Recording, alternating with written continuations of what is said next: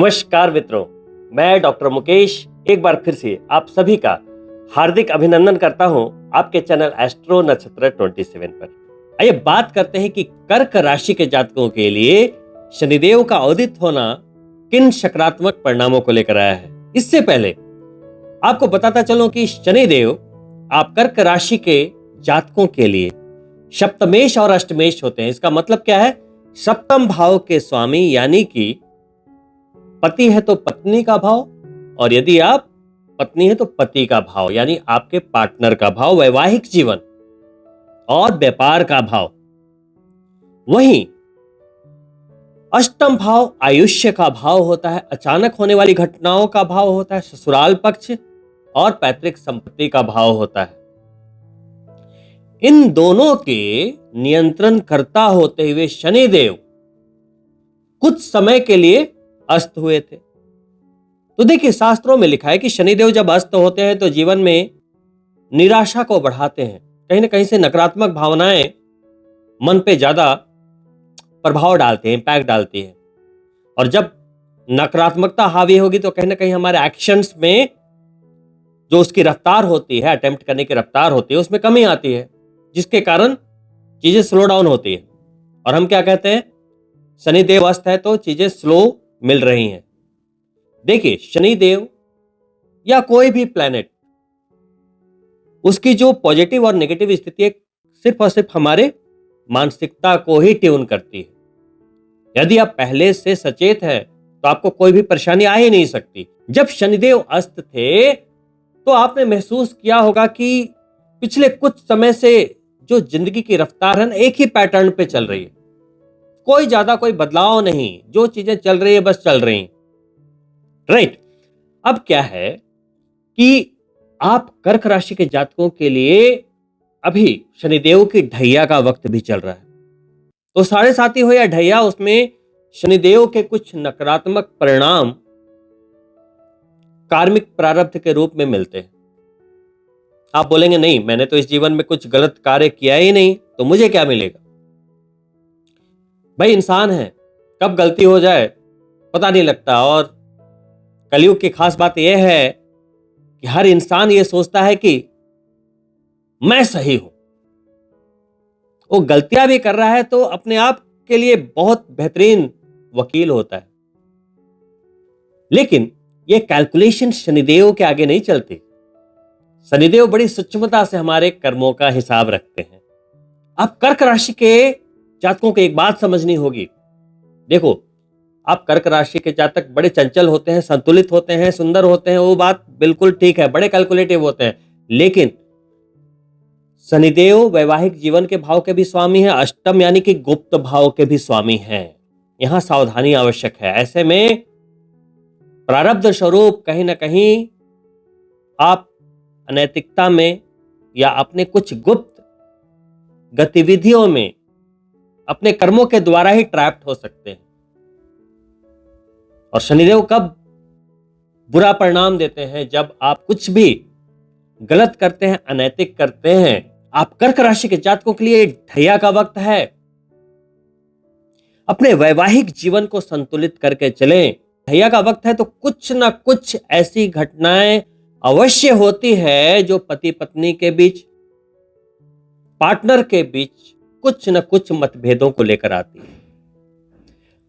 जो प्यार, जो अटैचमेंट, जो एक लगाव दोनों के बीच था, उसमें कहीं ना कहीं एक निराशा का अनुभव होता है। लैकिंग,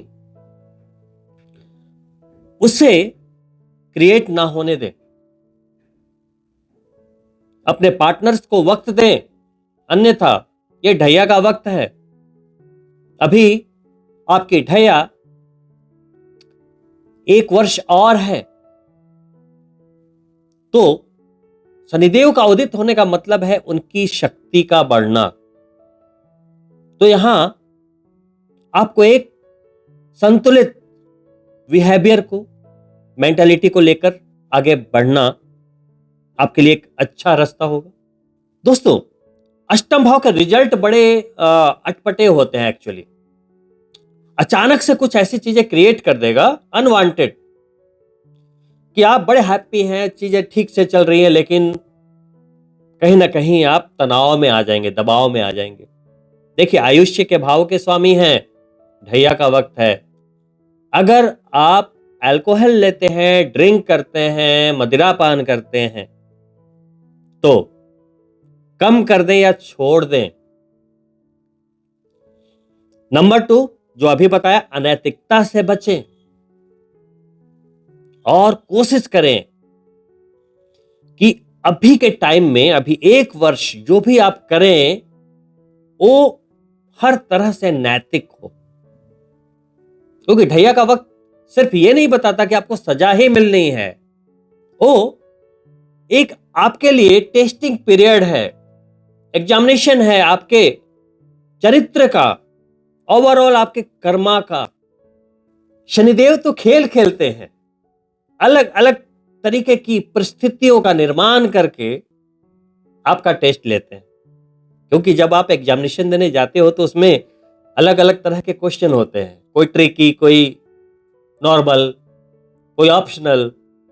वैसे ही शनिदेव हैं, कभी छोटी सी, कभी बहुत गंभीर परीक्षा ले जाते हैं। उसमें आप किस तरह से जवाब देते हैं, किस तरीके से अटेम्प्ट करते हैं, वो मैटर करता है आपके आगे की सफलता के लिए। बहुत ही क्लियर चीज है कि अंदर से अपने आप को बिल्कुल क्लियर रखें, मन से, वचन से, एक्शन से। कहते हैं ना, मनसा वाचा कर्मणा। जब कोई गलती ही नहीं होगी तो सजा किस बात की मिलेगी। मैं हमेशा से ये कहता आया हूं कि 7:30 या ढैया का वक्त होता है पनिशमेंट का। तो सीधी सी बात है कि अगर आपके घर के सामने अगर कोई पुलिस की गाड़ी आती है तो आप भागोगे तब तक नहीं जब तक कि आपने कोई क्राइम नहीं किया, और वो भी तभी आपको अरेस्ट कर सकते हैं जब तक कि आपने कोई क्राइम नहीं किया। वैसे ही मानता हूं ढैया चल रही है, पुलिस आई है, लेकिन कर्क राशि के एक जातक तो है नहीं, अनेक है, हजारों है, लाखों है। तो सबके साथ शनिदेव के उदित होने पर अच्छे अच्छे परिणामों की भी प्राप्ति होगी, और कुछ लोगों को ढैया का भी परिणाम मिलेगा उनके कर्मों के अनुसार। अष्टम भाव में अपनी मूल त्रिकोण राशि में उदित होते हुए शनिदेव तीसरी दृष्टि से आपके करियर को जब देखेंगे तो करियर में एक सकारात्मक ऊर्जा का संचार होगा। नौकरी में अगर आप परिवर्तन करना चाहते थे, परिवर्तन करने के योगायोग बनेंगे, स्थान परिवर्तन के। वहीं नए अवसरों की प्राप्ति के योगायोग निर्मित होंगे। प्रमोशन अगर अवेटेड था, प्रमोशन होने की संभावना है, या कहीं ना कहीं से कोई ना कोई लाभ की प्राप्ति अवश्य होगी। अचानक और छिपे हुए भाव में बैठे हैं, धन को देख रहे हैं, करियर को देख रहे हैं, तो करियर में अचानक से कुछ ट्विस्ट एंड टर्न आना पॉजिटिव वे में, और अचानक से कुछ हिडन धन की प्राप्ति का होना। ये योग कर्क राशि के बिजनेसमैन के लिए काफी अच्छा साउंड करता हुआ, क्योंकि बिजनेसमैन के पास काफी वेरिएशन होती है, कभी इस डील से, कभी किसी और कॉन्ट्रैक्ट से, इधर से उधर से, कई जगह से धन लाभ आने की संभावना रहती है। तो इस तरह के जब योगायोग निर्मित होते हैं तो रिजल्ट्स दिखते हैं। फॉर एग्जाम्पल, अगर कोई जॉब कर रहा है तो उसके लाभ की सिर्फ एक ही स्थिति बनती है, या तो प्रमोशन हो, राइट, या तो कुछ नए अवसर मिले, राइट। तो यहां पर बिजनेसमैन को ज्यादा लाभ की प्राप्ति दिखाई देती हुई। धन लाभ के साथ साथ जो आपका सेकंड हाउस होता है, जहां शनिदेव की 7वीं दृष्टि जा रही है, वो आपकी वाणी का भी होता है। तो वाणी में संतुलन बनाए रखें, क्योंकि कोई भी नकारात्मक परिणाम हमारी वाणी के द्वारा ही प्राप्त होने की संभावना होती है। कहते हैं ना, हम अपने भस्मासुर खुद होते हैं। वहीं सेकंड हाउस हमारे रिश्तों का भी होता है, सोशल दायरों का होता है। तो समाज में आपकी मान प्रतिष्ठा जैसी बनी हुई थी वैसी बनी रहेगी, कोई भी घबराने की बात नहीं है। हाँ, उन लोगों को जरूर अपनी पत्रिका चेक करवा लेनी चाहिए जिन लोगों की पत्रिका कर्क राशि की तो है, लेकिन लग्न 4, 5, 9 या 12 है, यानी कि कर्क, सिंह, मीन या धनु है। वहीं शनिदेव की दशम दृष्टि पंचम भाव पर है। उदित होते ही पंचम भाव में भी सकारात्मक ऊर्जा का संचार होगा। आपको संतान लाभ, यदि पहले से संतान है तो उनका स्वास्थ्य बढ़िया रहेगा, एडुकेशन बढ़िया रहेगी, हर तरह से उनकी कुशलता रहेगी। वहीं पंचम भाव प्यार का भी है, शिक्षा का भी है।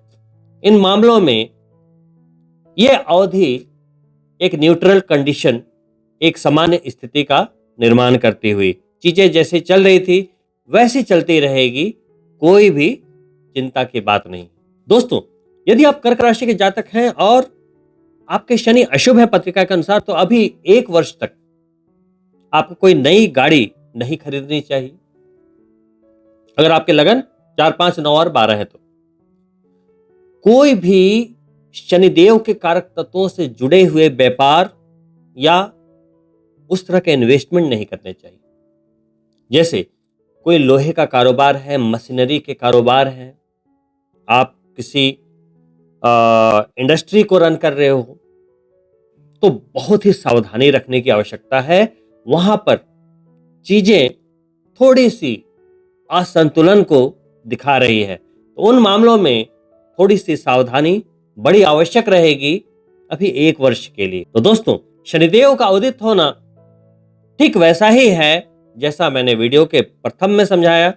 यदि शनिदेव आपके मित्र हुए तो आपको अनेकों लाभ दे जाएंगे, वहीं यदि प्रारब्धवश आपके शत्रु हुए तो आपको सावधानी की भी आवश्यकता पड़ेगी। खासकर स्वास्थ्य के मामले में गाड़ी भी बहुत ही सावधानी से ड्राइव करें।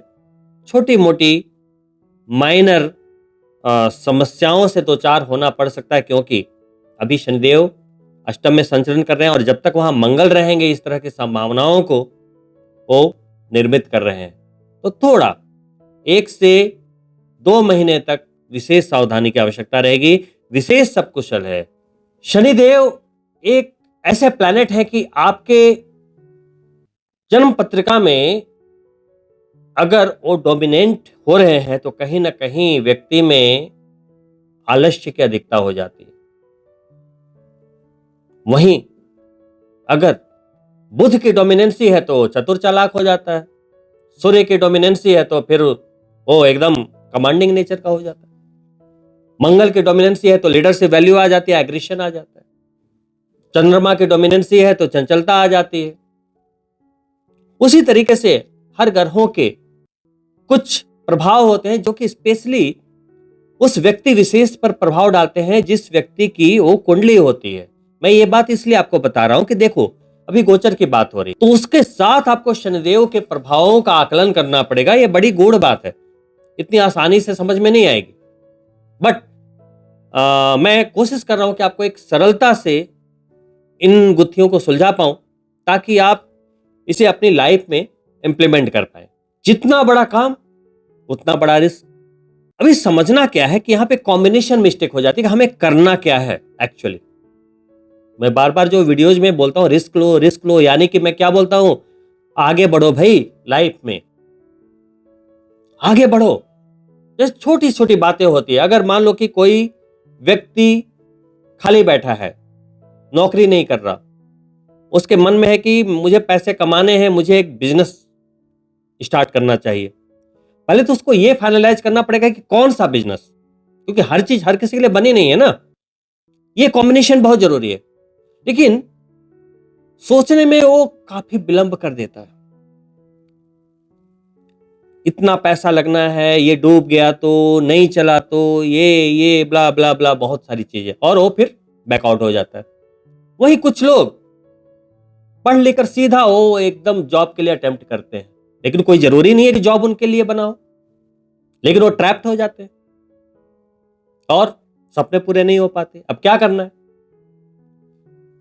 देखिए, हर कोई जानता है धीरू भाई अंबानी के बारे में। आप मुकेश अंबानी और अनिल अंबानी जी को देख लीजिए, दोनों भाई हैं, दोनों को बराबर संपत्ति मिली, दोनों ने अच्छे से व्यापार को प्रारंभ किया अपने इनिशियल फेज में, लेकिन एक भाई तरक्की कर गया और एक भाई का नुकसान हो गया। मैं अभी लक की बात नहीं करूंगा, मैं अभी कोई और एग्जाम्पल नहीं दे रहा हूं, मैं सिर्फ ये समझाना चाह रहा हूं कि उन्होंने भी प्रयास हुआ, और जब वैसे बड़े बिजनेस में एक बड़े प्रयास होते हैं और बाय द वे वो वेंचर फेल कर जाता है, तो नुकसान भी एक बड़े लेवल का होता है और उससे उबरना इतना आसान नहीं होता।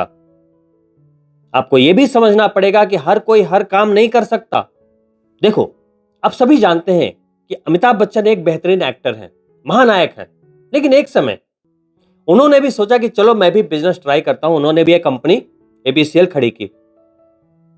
वहां भी एक बड़ा पैसा दांव पर लगा। ऐसा तो है नहीं कि मिस्टर बच्चन के पास पैसे नहीं, तो उन्होंने जबरदस्त इन्वेस्टमेंट कर दिया, रिस्क ले लिया, लेकिन बदकिस्मती से वो असफल रहे और वो एक जबरदस्त कर्ज में आ गए। उनका बैंक बैलेंस 0 हो गया। पुनः गिर के खड़े हुए, धीरे धीरे केबीसी और भी चीजें धीरे धीरे करते करते पुनः उन्होंने अपने आप को स्थापित किया। पुनर्निर्माण इसे कहते हैं। क्या समझाना चाह रहा हूं? बड़ा रिस्क लेना चाहिए, लेकिन बहुत सोच समझ कर लेना चाहिए और अपने क्वालिटी को देखते हुए लेना चाहिए। दोस्तों, उम्मीद करता हूं आप मेरी बात को समझ पा रहे होंगे। देखिए, जब हम बच्चे होते हैं, धीरे धीरे बड़े होते हैं, एडुकेशन लेते हैं, माता पिता के संस्कार मिलते हैं, तो एक सांचे में ढलते चले जाते हैं। जैसे कुम्हार एक घड़ा बनाता है या कोई भी बर्तन बनाता है, वो एक आकृति देता है। अब जो आकृति बन गई सो बन गई। जैसे माता पिता ने, हमारे एडुकेशन ने हमें एक आकृति दे दी, जी आपको जॉब करनी है, आपको इंजीनियर बनना है। चलो एग्जाम्पल ले लिया, मैं पढ़ा लिखा,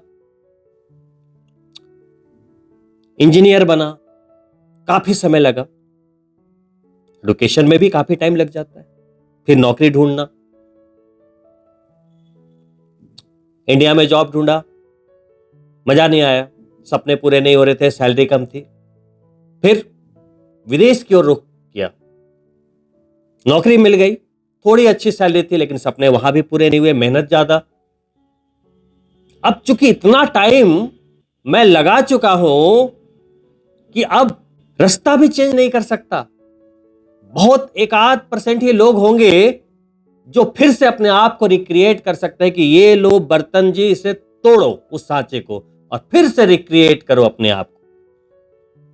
भाई, नौकरी हो या बिजनेस, मैं तो साफ कहता हूं कि अगर भाई जीवन एक है, अगर आपके सपने को पूरा नहीं कर पा रही तो वो आपके लिए नहीं है। तो अगर शनि आपके कुंडली में मित्र है, शुभ है, तो उसको अति शुभ कर ले, नीलम धारण कर ले यदि लगन के अनुसार, यदि आपको सूट करता है। यदि अशुभ है, शत्रु है, तो नाव की तली की कील से या काले घोड़े की नाल बिल्कुल जो ओरिजिनल हो अपने सामने निकलवाकर उसको एक छल्ले की आकृति दे दे। छल्ला जो कुछ इस तरह से यदि आप देख पा रहे हो तो हो, और उस छल्ले को शनिवार के दिन मध्यमा में धारण करके हमेशा रखें, जिनके शनि अति अशुभ हैं। शनिदेव चूंकि उदित हुए हैं, तो इन्हें हर तरह से शुभ बनाने के लिए प्रति शनिवार सुंदरकांड का पाठ करें, तो इससे बड़ा ब्रह्मास्त्र तो कोई होता ही नहीं है। कहते हैं सुंदरकांड को हनुमान जी का आशीर्वाद प्राप्त है। जब आप सुंदरकांड करें तो हाथ में जल लेकर संकल्प करें कि मैं इस मनोकामना हेतु, इस विघ्न बाधा के निवारण हेतु मैं सुंदरकांड करने का संकल्प लेता हूं। जल को छोड़ दें और पाठ प्रारंभ करने के पहले हाथों में थोड़ा पुष्प लेके, थोड़ा अक्षत लेके, ₹1 का एक सिक्का रख लें और वो अपने पूजा स्थल पर रखते हुए भोग लगाकर हनुमान जी को स्थान दें कि मैं अभी सुंदरकांड का पाठ कर रहा हूं, आप यहां विराजित हो, क्योंकि सुंदरकांड को यह आशीर्वाद प्राप्त है कि जिस घर में कोई सुंदरकांड का पाठ करता है, चाहे आपको 1 घंटे लगे उस पाठ को करने में, वहां पर श्री हनुमान जी किसी न किसी रूप में विराजित रहते हैं। तो जब आप उनको आसन देंगे तो आप ये मन में भावना करके सुंदरकांड करें कि हनुमान जी आपके द्वारा सुंदरकांड का आनंद ले रहे हैं। बिल्कुल दिल से पाठ करें, भाव से, बाकी छोड़ दें कि क्या परिणाम मिलेगा। ये एक ब्रह्मास्त्र है। इतने भी आप पैर पकड़ लो शनिदेव के, वो प्रसन्न नहीं होंगे जल्दी, क्योंकि उनका प्रसन्न होना ना होना आपके कर्म के आधार पर है। लेकिन क्योंकि उन्होंने हनुमान जी को वचन दिया हुआ है, तो जब आप हनुमान चालीसा या सुंदरकांड का पाठ करते हैं, हनुमान जी को प्रसन्न करते हैं, तो उन्होंने वचन दिया हुआ है कि आपके भक्त को मैं पीड़ा नहीं दूंगा। वहां पर कर्म फल बिल्कुल अलग मैटर हो जाता है, वहां पर वचन की बात आ जाती है। तो आप यदि प्रति शनिवार को सुंदरकांड का पाठ करते हैं, तो ये मेरा एक्सपीरियंस है, आपको बिल्कुल तकलीफ नहीं आ सकती। आपके जितने रुके काम हैं सब बनने लगेंगे, धन का प्रवाह बढ़ेगा, स्वास्थ्य लाभ होगा, शत्रुओं पर विजय की प्राप्ति होगी, जीवन में प्रेम, संतुष्टि, खुशी का वातावरण बनेगा।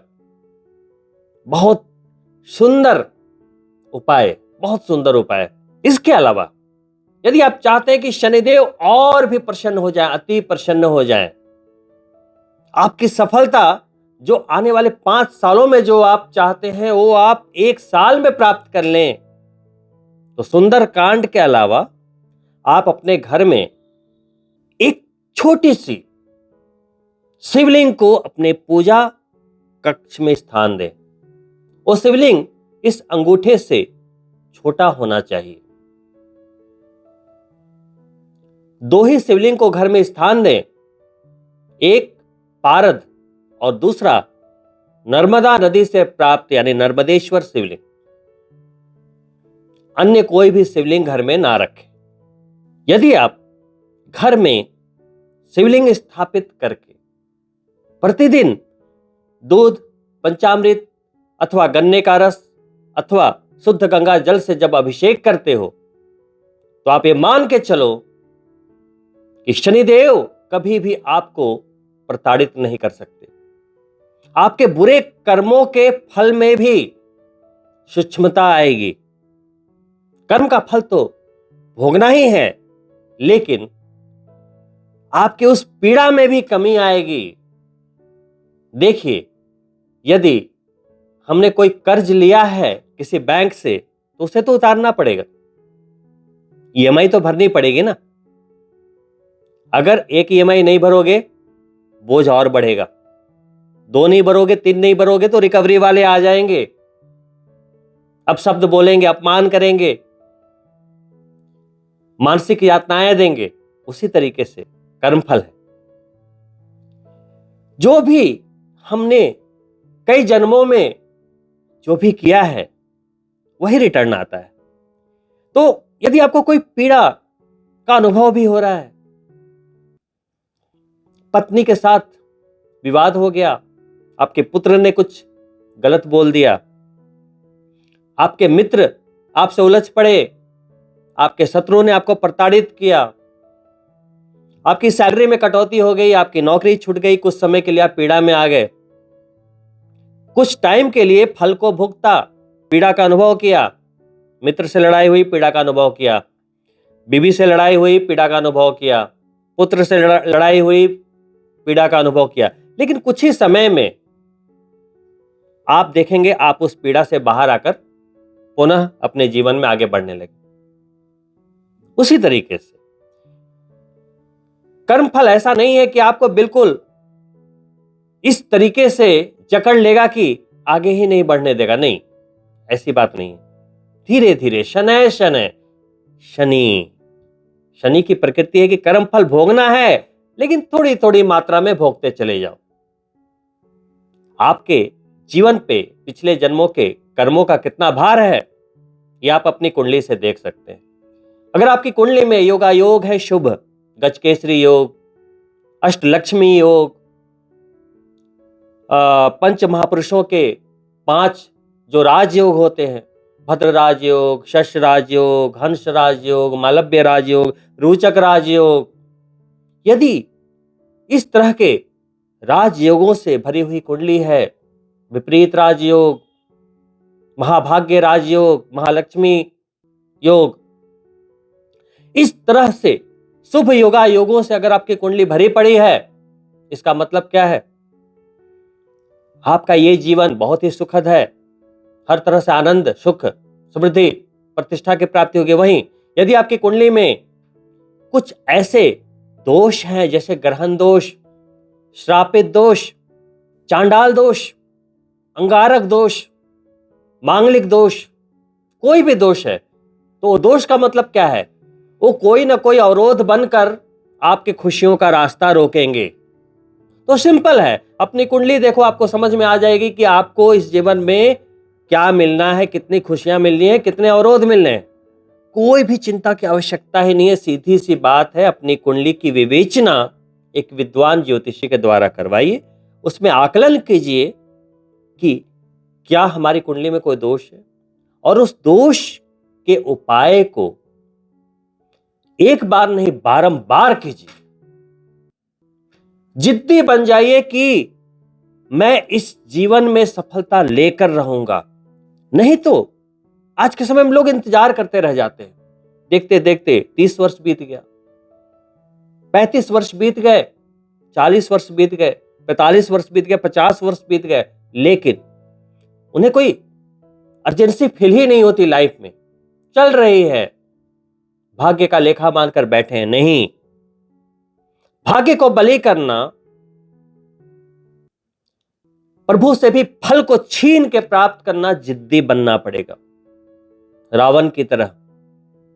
याद रखिए, आपका पुत्र भी जब तक पापा पापा करके खिलौने नहीं मांगता, टॉफी नहीं मांगता, तब तक आप उसे नहीं दिलाते। वो एक रिमाइंडर है, भगवान से भी आपको जिद्दी बनकर प्राप्त करना पड़ेगा। कर्म के प्रवाह को बढ़ाइए, शनिदेव ऐसे ही प्रसन्न हो जाएंगे। फिलहाल आप शनिदेव के इस उदित होने के सकारात्मक परिणामों को एंजॉय करें। मैं आपसे अनुमति चाहूंगा, अंत में आपसे आग्रह करता हूं कि यदि आप मेरे चैनल को पहली बार देख रहे हैं, सब्सक्राइब करना ना भूलें। साथ ही अगर आपको यह वीडियो पसंद आया हो, लाइक करें और अपने मित्रों के लिए शेयर भी अवश्य करें। अप्रैल महीने के नए वीडियो के साथ पुनः हाजिर होता हूं। तब तक के लिए नमस्कार मित्रों।